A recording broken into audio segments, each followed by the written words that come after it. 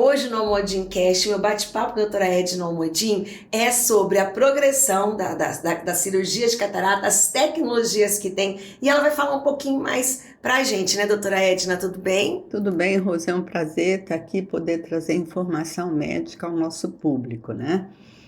Houve uma evolução muito grande na cirurgia de catarata desde que eu iniciei essas cirurgias. Então, a primeira cirurgia que existia era a cirurgia chamada de fasectomia intraocular. Então, a catarata, ela opacifica essa lente que está na intimidade do olho. Ela envelhece, né? Isso, é como se envelhecesse. ela envelhece e fica esbranquiçada como essa, ou amarelada como essa, ou marrom e negra como essa. Então, se isso aqui está nessa localização, impede que a luz ou que a nossa visão penetre para alcançar esse nervo. Temos que tirar essa lente e substituir por uma lente transparente para que possamos efetuar a nossa visão.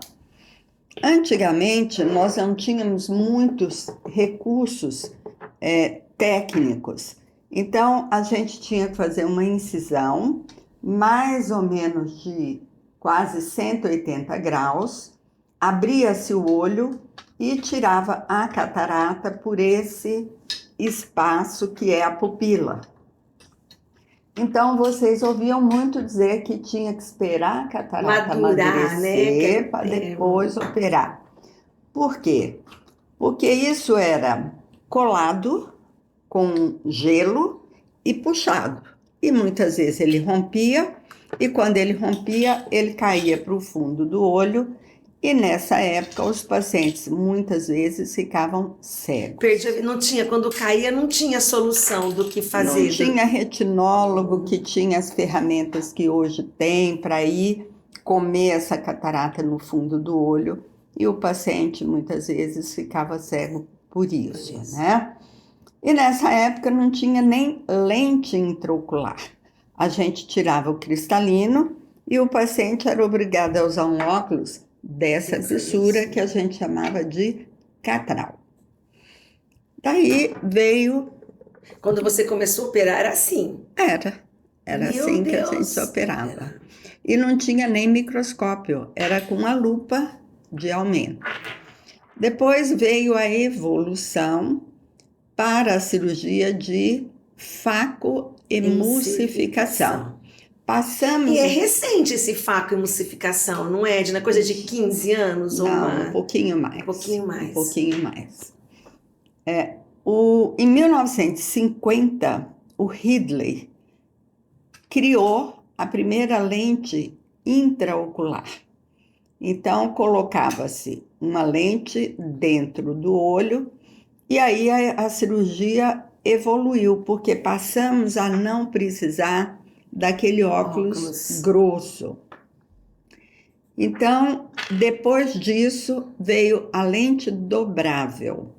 Essa lente ela era dobrada num carretilho, né, numa folder, e você introduzia e abria lá dentro. Então, essa incisão passou a ter apenas 3 milímetros e você trabalhava com um instrumento chamado facoemulsificador, que ainda existe até hoje e ainda é a cirurgia mais efetuada no Brasil e talvez no mundo. Tem diferença, Edna, quando ela fica ou marrom ou amarela? O processo é o mesmo? Não importa se está muito ali negra? A cirurgia é a mesma, porém, Rose, quando você opera uma catarata que está assim, molinha, é muito fácil porque você aspira essa catarata.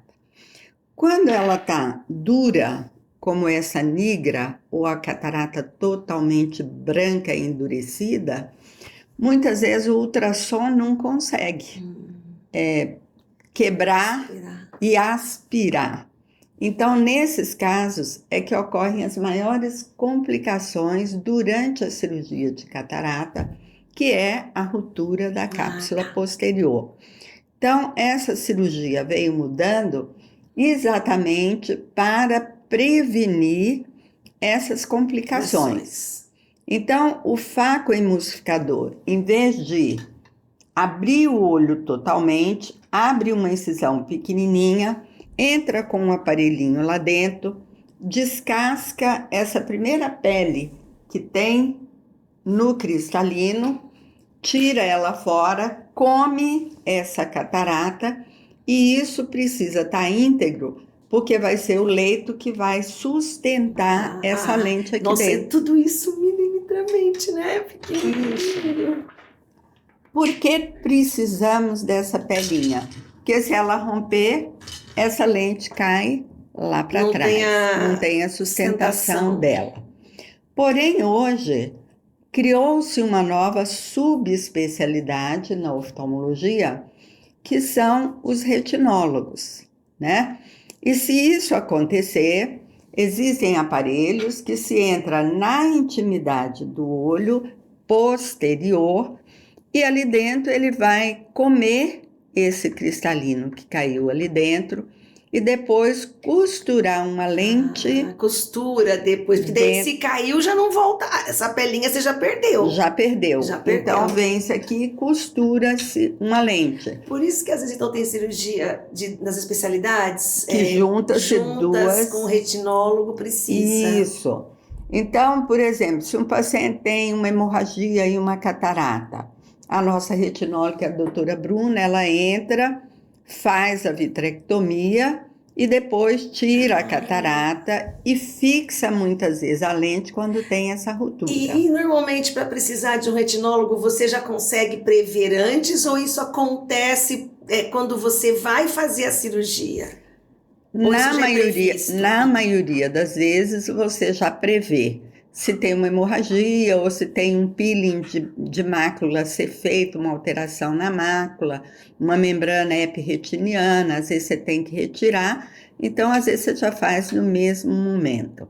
Quando a catarata é muito dura, eu costumo deixar de plantão o nosso retinólogo em sobreaviso, porque se houver uma ruptura, eu já chamo, ela sobe e já faz aquilo que é necessário no polo posterior. Por isso que cada pessoa tem que ficar atento fazendo sua visita para não deixar a catarata chegar nesse ponto, né? Evoluir. Porque aí é que são as maiores dificuldades na hora de efetuar.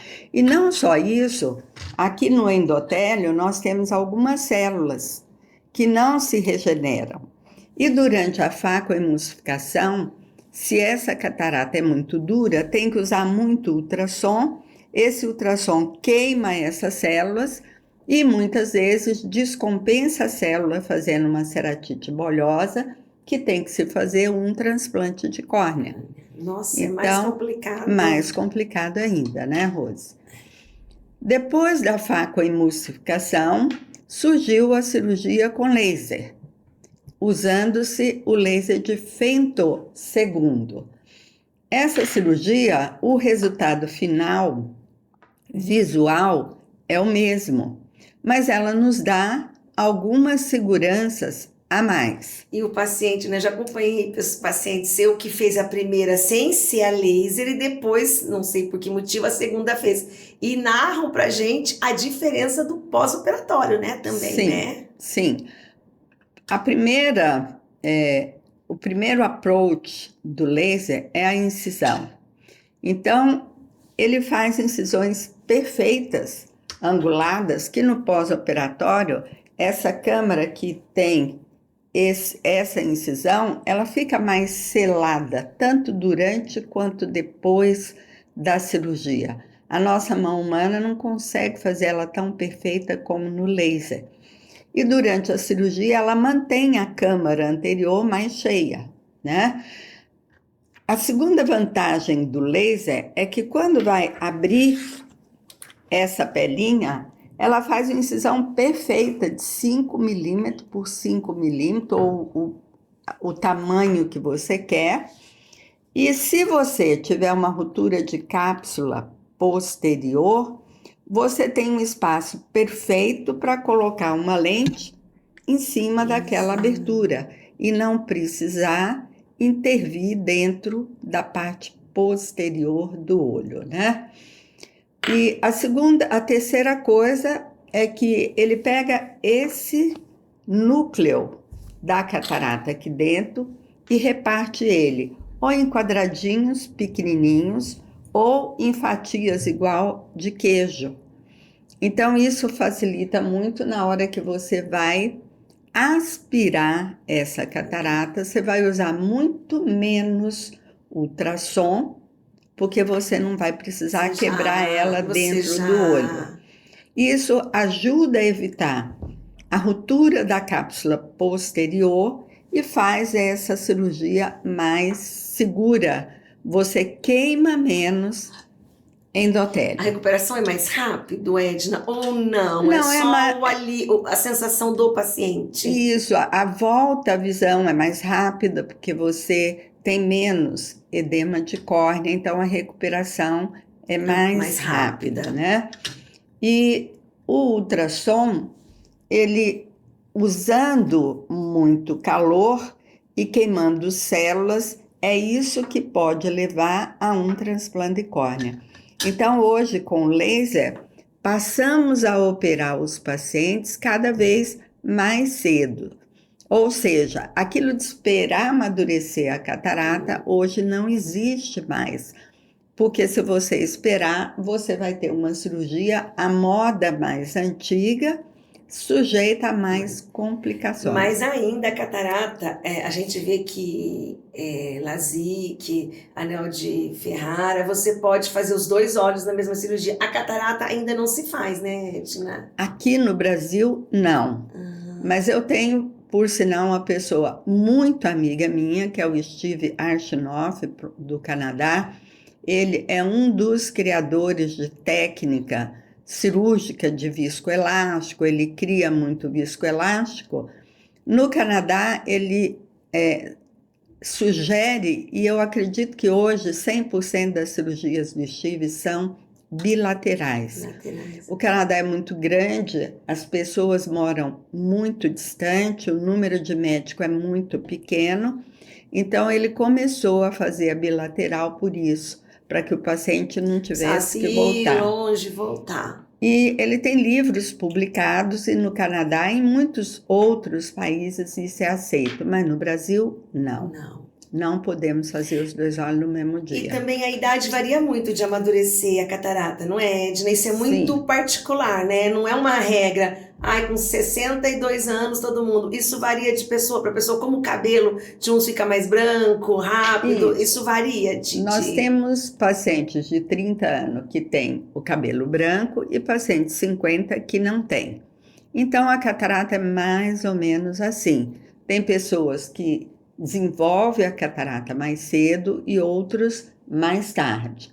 Porém, eu diria que depois dos 55 anos de idade, todos nós já temos alguma catarata, ou mais incipiente, ou mais evoluída, mas ela é mais comum depois dos 55 anos. Eu até lembro que um dia, nos congressos seus, isso já faz muito tempo, do Dr. Paulo Fadel, né? Eu fiz uma entrevista, ele falou assim, quem viver terá, né? Então a catarata é uma coisa que é do envelhecimento, né? Não tem como você prevenir para que você não tenha, né? Você vai envelhecer, você vai ter catarata.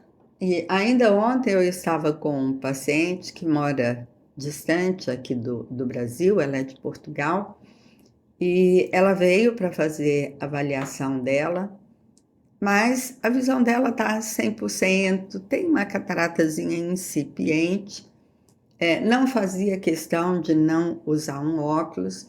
Eu falei, não, espera um pouquinho mais, dá para aguardar, porque ela vem ocasionalmente ao Brasil, né? E aí o marido dela falou assim, então eu vou ter que voltar aqui para operar esse negócio. Eu falei assim, o senhor também, eu não examinei, pode ser até que seja agora, né?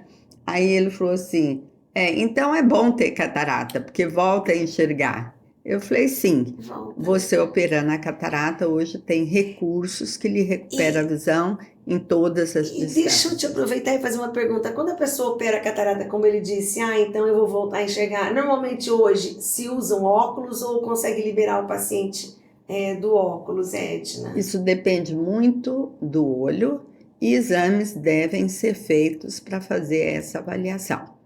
Por exemplo, nós temos pacientes que têm alterações na mácula, chamado degeneração marginal pelúcida. E esse paciente tem uma dificuldade na visão central.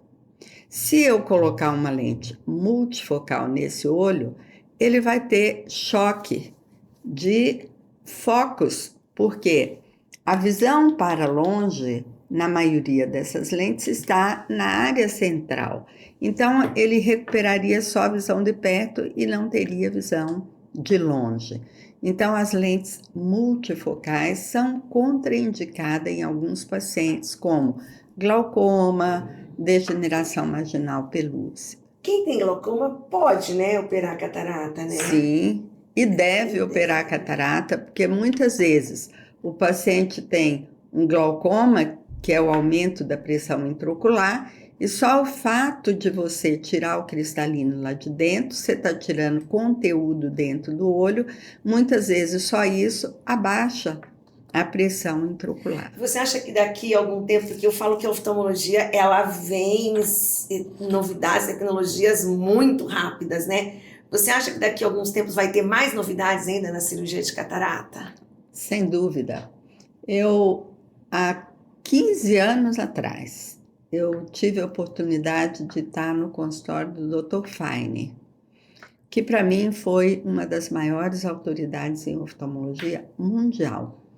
Eu vi ele fazer uma cirurgia que fez um buraquinho pequenininho no cristalino, aspirou aquele cristalino, então não poderia ter uma catarata madura nesse olho, uma catarata incipiente, preencheu ela com uma gelatina e aplicou um laser nesse olho. Botou o paciente na sala de espera, aguardando. Depois foi lá, viu o grau que tinha nesse olho, voltou, refez a aplicação e selou essa cirurgia. Então não foi colocado uma lente, foi colocado um produto que esse laser, que é ultravioleta, selava aquilo, endurecendo aquilo, e aquilo seria a lente do olho. Então, muito mais fácil do que você estar colocando lente dobrável, dura e tudo mais. Isso não vingou, o Dr. Fine depois conversou sobre isso comigo, porque esse produto era sensível à ultravioleta. E a gente anda no sol e teve modificações nos graus dessa lente. Mas acredito que no futuro, não sei, teremos, sei lá, uma enzima que vai diluir esse cristalino, não sabemos. Tudo, né? Você quer deixar algumas considerações? Depois nós, né, vamos fazer outros assuntos para quem está assistindo e que é leigo e que, né, que você possa deixar uma dica, vamos dizer assim. Se você está sentindo a sua visão embaçada, se você tem que limpar um óculos toda hora, achando que o óculos está sujo, esse óculos pode não estar sujo e o que está embaçando a sua visão é a catarata. Se ao dirigir à noite você tem dificuldade em ver a distância do carro que está vindo para você ou os faróis dos carros que vêm estão escateados, você já pode ter uma catarata operável e é melhor operar nessa fase do que esperar você perder a visão para depois operar. Obrigada, doutora Edna. Foi um prazer. Vocês podem seguir, compartilhar, né? Com certeza tem pessoas que têm pessoas mais velhas na família, então sigam o Modincast e compartilhem com eles para eles também ficarem, né, sabendo de todos os detalhes do que é ter uma catarata e como a doutora Edna disse, quanto mais cedo é melhor.